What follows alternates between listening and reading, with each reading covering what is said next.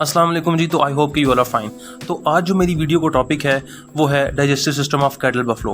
तो यार ये टॉपिक जो है स्पेशली मैंने चूज़ किया अपने जूनियर्स के लिए कि जिनकी चीज़ें जो है वो आहिस्ता आहिस्ता रिवाइज होती रहें, जो कि वो साथ साथ वक्त के भूल जाते हैं। तो हम चलते हैं यार। अब हमें पता है कि कैटल बफलो जो है उसके स्टोमक के, जैसे कि हमारा स्टोमक होता है, तो कैटल बफलो का जो स्टोमक है उसके 4 कंपार्टमेंट्स होते हैं।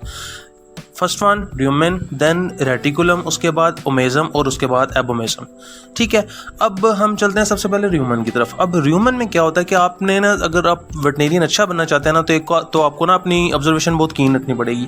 तो उसलिए आपने देखा होगा कि ये जो कैटल बफलो होते हैं ना, जब फीडिंग कर रहे होते हैं फीडिंग ट्रॉफ पे, तो ये इनका सबसे पहले ये होता है कि इनका होता है कि हम पहले इनगल्फ करें फूड को, मतलब कि निगल जाएं सारे। तो ये सारे पहले फूड को निगलते हैं, इनगल्फ करते हैं। उसके बाद जब फ्री टाइम मिलता है तो उसके बाद जो है ये अपने वो फूड को दोबारा र्यूमन से माउथ की तरफ लगते हैं। इसको जो जिस फॉर्म में आता है ना, उसको कहते हैं कर्ड। कर्ड मींस के पार्शली डाइजेस्टेड फूड। तो वो इनके माउथ में आता है और माउथ से फिर जो है वो मतलब प्रॉपर मैस्टिकेशन ग्राइंडिंग होती है और स्मॉलेस्ट जो मतलब वो उसके बनते हैं साइज, वो फिर वहां से जाता है दोबारा र्यूमन में। अब वो र्यूमन में पहुंच गया। र्यूमन जो है ना यार, वो एक दुनिया है, ठीक है, वो अपने आप में दुनिया है। उसके अंदर बैक्टीरिया भी हैं, प्रोटोजोन्स भी हैं, अमीबा भी हैं, मतलब उसके अंदर बहुत सी डाइवर्सिटी है जो है ना, माइक्रो ऑर्गेनिजम्स की बहुत डाइवर्सिटी है। अब जो है उसमें लेकिन सबसे ज़्यादा जो है वो कंट्रीब्यूशन किसकी है, वो बैक्टीरिया की। More than 200 types of bacteria जो है वो ह्यूमन के अंदर प्रेजेंट है। उनका फंक्शन क्या है? उनका फंक्शन है फर्मेंटेशन। जो भी फीड वगैरह ह्यूमन के अंदर आती है वो उसकी फर्मेंटेशन करते हैं।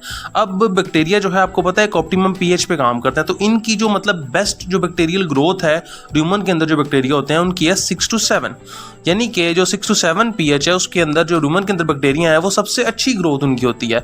तो जितनी ज़्यादा उनकी ग्रोथ अच्छी होगी उतनी अच्छा ज़्यादा फूड डाइजेस्ट होगा। अब हमारा जो फूड है वो डाइजेस्ट हो गया, मतलब वो सबसे पहले आया ह्यूमन के अंदर, उन्होंने इंगल्फ किया, उसके बाद वापस किया कर्ड, उसके बाद वो वापस जो है वो मतलब टोटली डाइजेस्ट हो गया है। उसके बाद बैक्टीरिया ने उनकी कर दी फर्मेंटेशन और वो पीएच मैंने आपको बता दी। अब वो वहां से मूव किया किधर? रेटिकुलम की तरफ। अब रेटिकुलम में जो है सेम ह्यूमन वाली चीजें होंगी।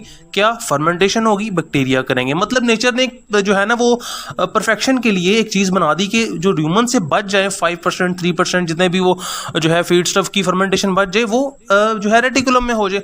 रेटिकुलम की एक पहचान है, इसमें ना हनी कॉम्ब लाइक स्ट्रक्चर्स होते हैं। इसकी जो वॉल्स होती हैं उनमें हनी कॉम्ब लाइक स्ट्रक्चर्स होते हैं। ये आप आइडेंटिफाई भी कर सकते हैं मतलब कुर्बानी वगैरह के दिनों में। उसके बाद अब जब यहाँ से भी टोटल हमें पता लगा कि फर्मेंटेशन हो गई, उसके बाद जो है यहाँ से सारा फीड स्टफ जो है वो जाएगा ओमेजम में। अब ओमेजम जो है वो बुक स्टमक उसको कहा जाता है। अब वो जो है ना ये उसका मतलब एक पेपर की लेयर्स की तरह की उसकी सर्फेसेस होती हैं। और एक बात आपको पता है कि सरफेस एरिया जाहिर सी बात है ज़्यादा किया गया है इसमें। तो नेचर जहाँ पे भी सरफेस एरिया ज़्यादा करती है वहाँ पे हमें पता है कि कुछ ना कुछ ऐसा होता है कि अब्जॉर्प्शन ज़्यादा करनी होती है। तो ओमेजम का जो फंक्शन है वो है कि अब्जॉर्प्शन जो है वाटर की और सोडियम बाइकार्बोनेट की वो मैक्सिमम की जाए। अब देखते हैं वो क्यों। वाटर तो जाहिर सी बात है बॉडी को कंट्रीब्यूट करेगा, बॉडी के अंदर जो है वाटर को उसको कंट्रीब्यूट करेगा। जो सोडियम बाइकार्बोनेट है वो स्लाइवा का कंपोनेंट है मेन, और वो एज अ बफर एक्ट करता है। तो यहाँ से हमने वो भी कह लें कि दोबारा गेन करना होता है स्लाइवा में वो जाता है, ठीक है।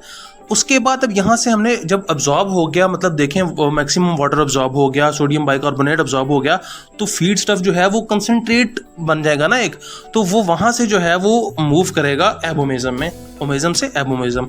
अब एबोमेजम जो है ना वो है ट्रू स्टोमक। अब ट्रू स्टोमक क्यों कह रहे हैं? क्योंकि यार हमें पता है हमारा जो मैदा स्टोमक है उसमें जो है ना, मतलब उसको इसलिए कहते हैं क्योंकि उसमें डाइजेशन होती है, उसमें एंजाइम्स का हमें जिक्र मिलता है, ये सारी चीज़ें मिलती हैं। लेकिन हमें अभी तक तो मतलब यहाँ से ह्यूमन से आते हुए अभी तक एंजाइम्स का हमें तो सुनना ही नहीं मिला, ठीक है। तो अब यहाँ पे जो है वो एंजाइम्स होते हैं। जो एबोमेजम है उसके अंदर एंजाइम्स होते हैं, गैस्ट्रिक ग्लैंड्स होते हैं जिनकी सेक्रीशंस होती हैं।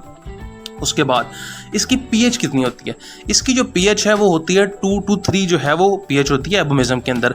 अब हमें तो ये पता है कि 2 to 3 पीएच पे जो बैक्टीरिया है उनकी ग्रोथ स्टॉप हो जाती है, वो डेड हो जाते हैं। अब बैक्टीरिया यहाँ पे डेड हो जाएंगे, यहाँ पे सारी एब्जॉर्प्शन, यहाँ पे सारे एंजाइम जो है वो एक्ट करेंगे। अब यहाँ पे सारी जो है ना वो डाइजेशन कंप्लीट हो जाएगी।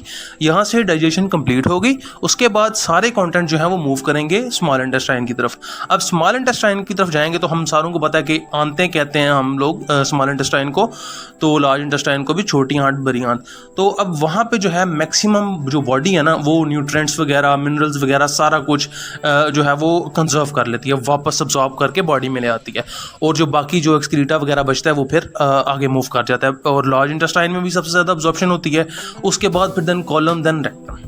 तो यार ये मेरी छोटी सी कोशिश थी कि आपको एक दफ़ा रिवाइज करा दिया जाए कि जो है ना मतलब ये डाइजेस्टिव सिस्टम, इसके बाद हम इंशाल्लाह ताला बाकी जो स्पीशीज़ हैं उनके भी डाइजेस्टिव सिस्टम कवर करेंगे। तो अगर तो आपको ये वीडियो जो है वो इन्फॉर्मेटिव लगी हो तो इसको ज़्यादा से ज़्यादा शेयर करें। Thank you very much. अल्लाह हाफिज़।